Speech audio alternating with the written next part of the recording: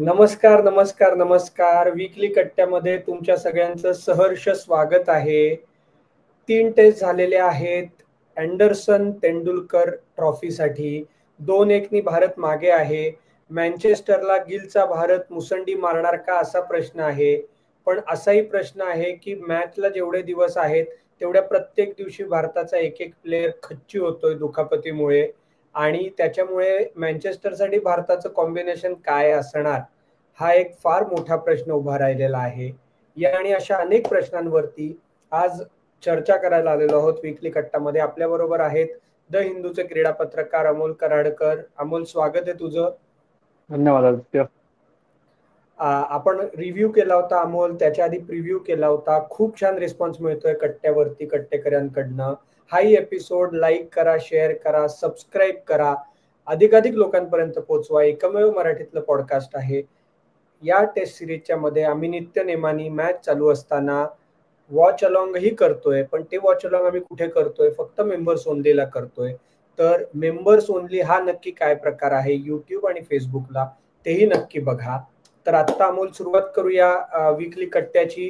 काय वाटतं, काय असेल मँचेस्टरचा गिल गंभीरचा मास्टर प्लॅन? शून्य मास्टर प्लॅन. जो काय मास्टर प्लॅन जर असेल तो रविवारी एका क्षणात धुळीस मिळालेला आहे.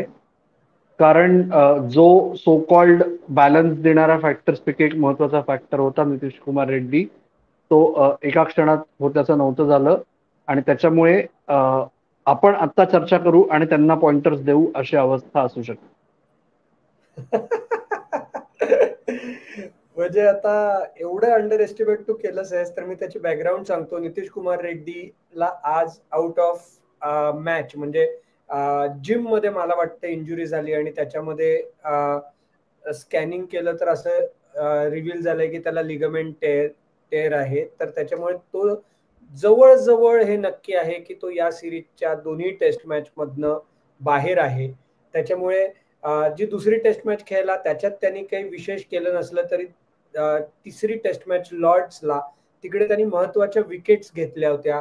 त्याच्यानंतर दुसऱ्या इनिंग मध्ये नितीश कुमार रेड्डी आणि रवींद्र जडेजाची एक महत्वाची पार्टनरशिप झाली होती, ज्याच्यामुळे भारताला अंधुक तरी आशा निर्माण झाली होती. तर आता नितीश कुमार रेड्डी नाहीये. तर अमोल, या टीम मॅनेजमेंटच्या बाबतीमध्ये आपल्याला नेहमीच गुगली असते की 11 कोण असणार आहेत आणि हे गौतम गंभीर कोच झाल्यापासून हा ट्रेंड कायम आहे की कधीही 11 कळत नाहीत. आणि याचा हा मुद्दा नाही. आता तू म्हणशील की आपली ही 4 वर्ष प्रथा आहे की आपण टॉसच्या वेळीच टीम जाहीर करतो, पण त्या आधीच्या प्रथेमध्ये साधारण 12 तरी माहिती असायचे. आता असं झालेलं आहे की जे 15, 16, 17, 18 जेवढे गेलेले आहेत सगळेच्या सगळे कंटेन्शन मध्ये असतात, नाही का? कायमच असतं, काही अपवाद नाही त्याच्यात. म्हणूनच मी डिस्क्लेमर देऊ ना तुला प्रश्न विचारलेला आहे. मग तूच सांग आता, मग तूच सांग मी काय बोलणार आहे ते. आता तेवढं तर आपण मला माहिती होतं ना तू काय म्हणणार आहेस, म्हणूनच मी आधी डिस्क्लेमर देऊन सांगितलं की गंभीरच्या कारकिर्दीमध्ये हे खूप जास्ती प्रमाणात इनसिक्युरिटी झालेली आहे की नक्की कोण खेळणार आहे कोणालाच माहिती नसतं. आता तू बोल. पण ही इन्सिक्युरिटी आली आहे गंभीरच्या काळात असं वाटत आहे असं तू म्हणलास तर मी बोलू शकेन त्याच्यावर. तू माहितीये, तू विधान करतोयस, तू विधान करतोयस, सो तू बॅक कर. बोला बोला बोला बोला बोला. So the whole point is आत्ता असं आहे की आपण बोलतोय टेस्ट मॅच सुरू व्हायच्या आधी 60 तास साधारण, जास्तच जवळजवळ 72 तास उरलेत तेव्हा. ओके, त्या मधल्या 72 तासात कमीत कमी 5 वेळा भारताचा सपोर्ट स्टाफ आणि 3 वेळा मुख्य खेळाडू जाऊन पिच बघणार आणि मग त्याच्यावरून ते असेस करून ठरवणार.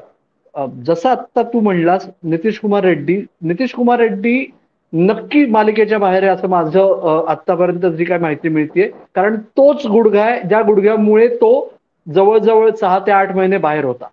ओके, त्याच्यामुळे तो परत याची शक्यता शून्य आहे आता तरी. ओके, नितीश कुमार रेड्डीच्या जागी दुसरं कोणी जाणार का? तर नाही, आत्ता तरी शक्यता त्याची शून्य आहे. निवड समिती विचार विशेष करत नाहीये. तिसरा मुद्दा, या सामन्यासाठी मँचेस्टरमध्ये आता नितीश कुमार रेड्डी नंतर भारतापुढे पर्याय काय आहेत? की एकतर बॅटिंग ऑलराऊंडरच्या ऐवजी बॅटर घ्यायचा किंवा शार्दूल ठाकूरला खेळवायचं. हे दोनच पर्याय उरतात, याच्या पलीकडे काहीच नाहीये. त्यातला कुठला पर्याय निवडणार ही आता अचानक आलेला प्रॉब्लेम येतो. म्हणजे ते काय ग्रुप डीचा प्रश्न आलेला आहे तो, आणि त्याच्यामुळे थोडासा वेळ घ्यावा लागणार आहे. तो प्रश्न सर्वात शेवटचा सोडवला जाईल, त्याच्यात मला काही वावगं वाटत नाही. पण अमोल, आपण म्हणजे तू जे म्हणालास त्याच्यात कंटिन्यू करतो मी, की तू म्हणतोयस की शार्दूल हा एक पर्याय आहे. पण मला एवढंच वाटतं की आपण आधीही बोललेलो होतो जेव्हा दुसऱ्या टेस्ट मॅच मध्ये शार्दूलला डच्चू दिला होता तेव्हा, की शार्दूल आता एकही टेस्ट मॅच खेळणार नाही. त्याच्यामुळे मला तरी असं वाटतं की शार्दूलच्या ऐवजी किंवा त्या जागी म्हणजे आपण 3 फास्ट बॉलर 2 स्पिनर अशा कॉम्बिनेशननी जाऊ आणि स्पेशलिस्ट बॅट्समन खेळेल नितीश कुमार रेड्डीच्या जागी. म्हणजे नितीश कुमार रेड्डी हा 6वा बॉलिंग ऑप्शन होता असं जर का धरलं टेक्निकली लॉर्ड्सला, तर आपण 3+2 3 fast bowler Ravindra Jadeja, Washington सुंदर आणि 6 फ्रंटलाईन बॅट्समन. तसं जर झालं तर ध्रुव जुरेल खेळणार. मग तो ध्रुव जुरेल, साई सुदर्शन आणि करुण नायर पैकी 2 जण खेळणार, हा मुद्दा राईट. बरोबर. पण एनिवे ध्रुव जुरेल खेळणार का हा मुद्दा प्री मॅच बिल्डअप मध्ये उद्भवला होता. भारतीय संघ ती पडताळणी करतच होता. कारण काय, ध्रुव जुरेल हा स्पेशलिस्ट बॅटर म्हणून नाही तर ध्रुव जुरेल हा बॅटर किपर म्हणून खेळणार आणि रिषभ पंत स्पेशलिस्ट किपर खेळायची शक्यता आहे. नाही, परत सांग, नाही कळलं. ध्रुव जुरेल हा विकेट किपर बॅटर, यष्टीरक्षक बॅटर म्हणून खेळून रिषभ पंत हा फक्त फलंदाज म्हणून खेळायची शक्यता आत्ता आहे. कारण काय, परत तेच पुढच्या तू मला म्हणूनच कळलं नाही. तू मगाशी म्हणताना म्हणालास की रिषभ पंत कीपर म्हणून खेळण्याची शक्यता आहे असं तू क्लोज करताना म्हणाल, म्हणून मी कन्फ्युज झालो. ओके, ती अजूनही आहेच आहे की 48 तास 48 तासात शुभमन गिलनी काय सांगितलं की आम्ही वेळ घेऊ आणि बघू की ऋषभ पंत खेळणार हे 100% आहे. ओके, त्याच्या स्कॅन्स मध्ये फ्रॅक्चर नाही हे शुभमन गिलने लॉर्ड्स मॅच संपल्यानंतर काही मिनिटात सांगितलं. त्याच्यामुळे शुभमन गिलच्या ऋषभ पंतच्या उपलब्धतेवर प्रश्नचिन्ह नाहीये.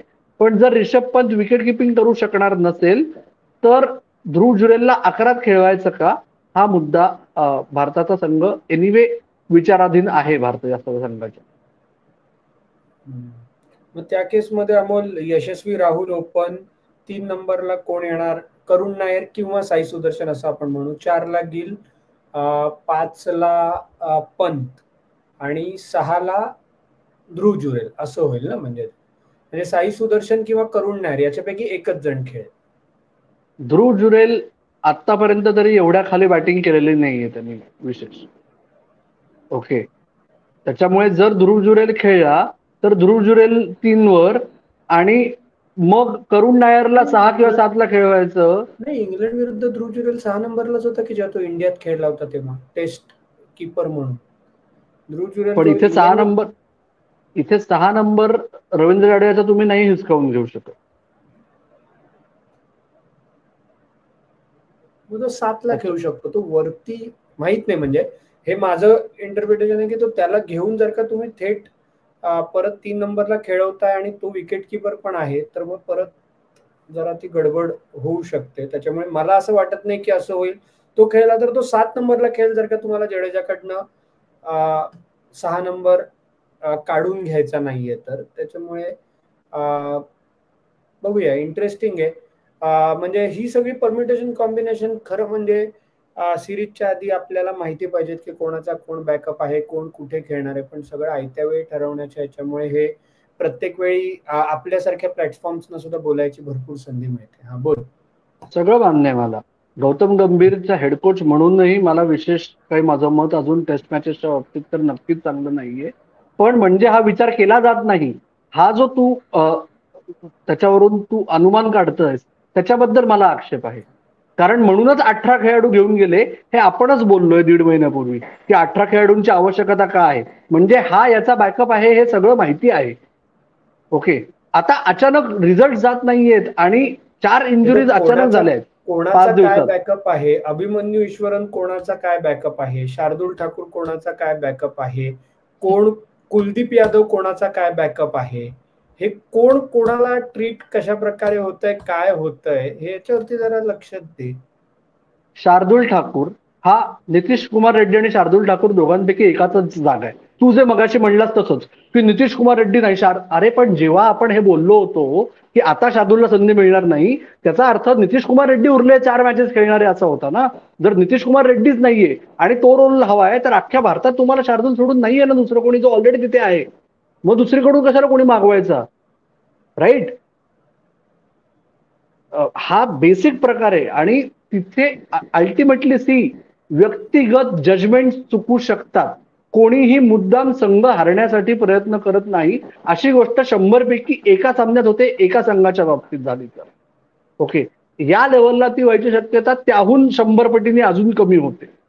त्याच्यामुळे हे जे आहे की आता साधी गोष्ट आहे ना, जर रिषभ पंतला विकेट किपिंग करता येणार नसेल तर स्पेशलिस्ट बॅटरच्या स्लॉटमध्ये ध्रुव जुरेललाच खेळावं लागणार, राईट? कुलदीप यादवचं तू म्हणतोय, जर तुम्हाला तुमच्या टॉप 6 वर एवढा भरोसा आहे की तुम्हाला 7 आणि 8 नंबरला बॅटिंग ऑप्शन पाहिजेच पाहिजे आणि त्याचा फायदा झाला दुसऱ्या टेस्ट मॅच मध्ये, मग तिथे जर कुलदीप यादव पेक्षा वॉशिंग्टन सुंदर चांगला ऑप्शन समजला जातोय आणि वॉशिंग्टन सुंदरनी एका सामन्यात फलंदाजी केली, दुसऱ्या सामन्यात गोलंदाजी करून संघाला आणून दिलं. त्याच्यामुळे मुद्दा असा आहे की तुम्ही ड्रास्टिक विचार करणार का की जर अर्शदीप सिंग इंज्युअर झाला होता तर कुलदीप यादवला जर खेळवायचं असेल तर तुम्ही उलट करणार आहात का की आम्ही 2 पेसर्सच खेळू आणि 3 स्पिनर्स घेऊन खेळू? तो विचार करू शकला असतात का जर नितीश कुमार रेड्डी उपलब्ध असतात तर? आता कसं आहे, आकाशदीपच्या उपलब्धतेवर प्रश्नचिन्ह आहे. त्याची ग्रोईन इंजुरीज त्यांनी परत वर मान काढली आहे. म्हणजे आता ग्रोईननी मान वर काढली आहे हा जरा गंमत आहे. पण अर्शदीप सिंग हातावाला टाके पडले प्रॅक्टिसमध्ये, साई सुदर्शननी त्याचं काम चोख बजावलं, स्ट्रेट ड्राईव्ह मारला, हर्षदीप सिंगनी हातमध्ये घातला, हाताला टाके पडले, हे 2 गेले. आता तिसरा गेला नितीश कुमार रेड्डी आणि रिषभ पंतच्या उपलब्धतेवर प्रश्नचिन्ह आहे. ओके, हे प्रॉब्लेम थोडेसे प्रिएम्प्ट करून हे 18 जण होते ना याच्यात की जर गडबड झाली तर कोण, आणि त्याच्यात बॅकअप पेसर नव्हता अजून एक, कारण आता 2 बॅकअप पेसरचा प्रॉब्लेम आहे. मग प्रसिद्ध कृष्ण आपली 11 न सांगता देणं याच्यापेक्षा अंशुल कंबोजचा ऑप्शन आहे जो इंडिया खेळून परत गेलाय म्हणून त्याला बोलवलंय आणि तो वेळेत पोहोचू शकला, तो 2 दिवस संघाबरोबर ट्रेन करू शकतो.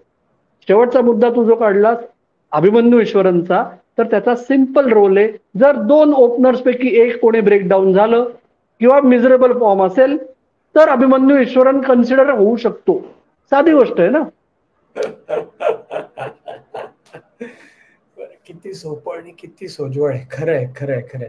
तर एक त्याच्यात वाईटात या सगळ्याच्यात चांगलं झालं की ज्याचा परफॉर्मन्स चांगला होता इंडिया ए साठी सुद्धा, रणजीसाठी सुद्धा, आणि ज्याने आपलं काम चोख केलेलं आहे गेल्या 2 वर्षामध्ये, त्या अंशुल कंबोजला शेवटी संधी मिळालेली आहे.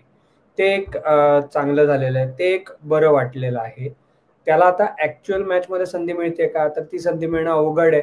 पण त्याला आत्ता तिकडे पाठवलंय आणि ज्या प्रकारे दुखापतीची संख्या आहे काही सांगता येत नाही, मिळेलही आणि मिळाली आणि त्यांनी हे केलं, संधीचं सोनं केलं तर चांगलंच होईल. पण हर्षित राणा कुठे गेला रे? हर्षित राणाचा कसा काय पत्ता कट झाला? कारण तो पहिल्या टेस्टला ऍड केलं होतं त्याला, आत्ता अंशुल कंबोजला पाठवलं.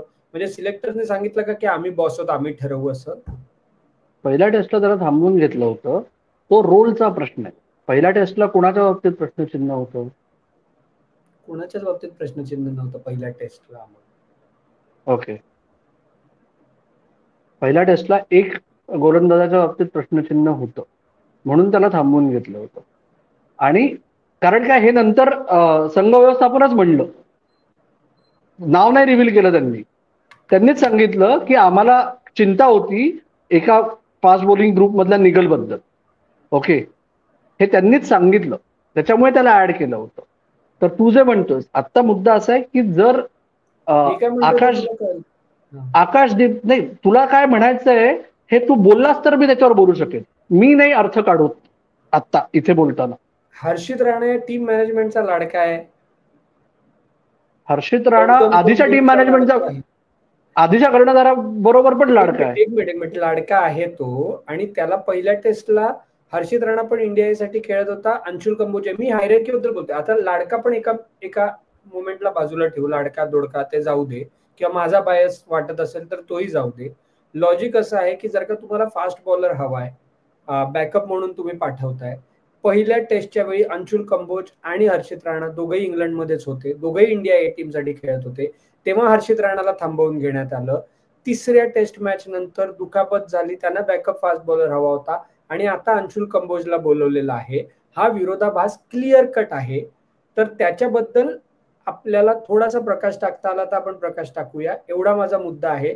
हा लॉजिकल प्रश्न आहे, म्हणजे याच्यात काही बायस किंवा याच्यात काही हा विषय नाहीये, दोन्ही फास्ट बॉलरच आहे. हा मुद्दा आहे ना, हा मुद्दा फिरून फिरून येतो पेकिंग ऑर्डर या एका ग्रेट टर्मवर. तिथे सगळे क्रिकेट फॅन्स म्हणतात पेकिंग ऑर्डर मध्ये हा पुढे, मग तो कसा आला, किंवा तो का पुढे, हा का पुढे नाही. तर ही पेकिंग ऑर्डर अनाऊन्स केलेली असते का? ही पेकिंग ऑर्डर एक्सेल शीट आहे का? ओके, मुद्दा आत्ताच्या परिस्थितीत जर त्यांना हर्षित राणाला थांबवून तेव्हा वाटलं असेल की तो बॉलिंग चांगली करत नाहीये, ओके, जर त्यांना आत्ता फीडबॅक आला असेल, मला खात्री नाहीये हर्षित राणाचा फिटनेस प्रॉब्लेम आहे का नाही, लॉजिकली तू म्हणतोस ते मला पटतंय, ओके, पण जर फक्त लॉजिकवर असतं तर एवढे सगळे चर्चा करायची गरजच नसती ना आपल्याला, मग ते एका एक्सेल शीटवर सगळं झालं असतं, राईट. अंशुल कंबोज हा आकाशदीपला आणि हर्षदीप सिंगला जर पर्याय ठरला तर या कंडिशन्समध्ये जास्त चांगला पर्याय आहे का हर्षित राणा? हर्षित राणा हा प्रसिद्ध कृष्णाच्या पठडीतला गोलंदाज आहे माझ्या मते, इंग्लंड मधल्या टेस्ट मॅचेससाठी, राईट. मग त्या परिस्थितीत जर त्यांनी अंशुल कंबोजला बोलवलंय तर ते विचार करून बोलवलं असेल. मी परत तेच सांगतोय की लाडका दोडका हा जो प्रश्न असता तर आपण ही चर्चाच केली नसती, किंवा तू हे म्हणूच शकला नसता की अंशुल कंबोजला रिवॉर्ड केलंय. मला तर फार बरं वाटलं अंशुल कंबोजला रिवॉर्ड केलंय, पण मग पहिल्या टेस्टच्या वेळी अंशुल कंबोजला थांबवून गेला होता आणि रिवॉर्ड करायला हवा होता, असा माझा मुद्दा आहे. पण एनिवे ठीक आहे, म्हणजे हे संपणारं नाहीये. परत एकदा बाबा बुमराचं काय, पहिल्या टेस्टच्या वेळी हा प्रश्न, दुसऱ्या टेस्टच्या वेळी हा प्रश्न, तिसऱ्या टेस्टच्या वेळी हा प्रश्न, चौथ्या टेस्टच्या वेळी हा प्रश्न, पाचव्याच्या वेळेस पण असेल. पाचव्याच्या वेळेस आपण ही टेस्ट हरलो तर असणार नाही ना, नक्की खेळणार नाही असं काही नाही, नक्की खेळू शकेल, you never know. World test चॅम्पियनशिपचा अंतिम सामना पुन्हा इंग्लंडमध्येच होणार आहे, एकच नाही, पुढच्या 3 वर्ल्ड टेस्ट चॅम्पियनशिपचे अंतिम सामने, ओके. त्याच्यामुळे हे अधिकृतरित्या जाहीर झालेलं आहे. त्याच्यामुळे एक डोळा तिकडे आहे, फक्त मालिका नाही, ओके. म्हणजे अँडरसन तेंडुलकर ट्रॉफी आणि पटोडी मेडॅलियन हे जरी भारताकडे आणि शुभमन गिलकडे आलं किंवा नाही आलं तरी 5वा कसोटी सामना जेन्युइनली खूप महत्वाचा आहे. परत येताना बुमराचं काय, तर बुमरा हा सामना खेळणार, पिरियड. मला पण तेच वाटतं, बुमरा ही मॅच नक्की खेळणार आहे, काही ऑप्शनच नाहीये. पण अमोल, आपण भारताच्या टीम बद्दल बोलतोय, इंग्लंडलाही एक दुखापतीची चिंता आहे. म्हणजे आता आपण आकडेवारी, म्हणजे तू जसं म्हणालास अंशुल कंबोज, हर्षित राणाच्या बाबतीत की सगळंच काही आकडेवारी किंवा सगळंच काही लॉजिक वरती नसतं, तर आता कट्टेकरी सुद्धा असं म्हणू शकतात की शोएब बशीरनी बाबा गेल्या 3 टेस्ट मॅच मध्ये असं काय केलंय की इंग्लंडला त्याची कमी जाणवणार आहे. पण जसं सगळंच लॉजिकच्या बाबतीत नसतं तसंच सगळं आकडेवारीच्या बाबतीत नसतं. शोएब बशीरनी आत्ता नाही, गेल्या 1.5-2 वर्षात इंग्लंडला टेस्ट मॅच मध्ये जो कंट्रोल दिलेला आहे त्याची त्यांना कमी नक्कीच जाणवेल या टेस्ट मॅच मध्ये. लियाम डॉसन हा लेफ्ट आर्म स्पिनर आहे, बरोबर?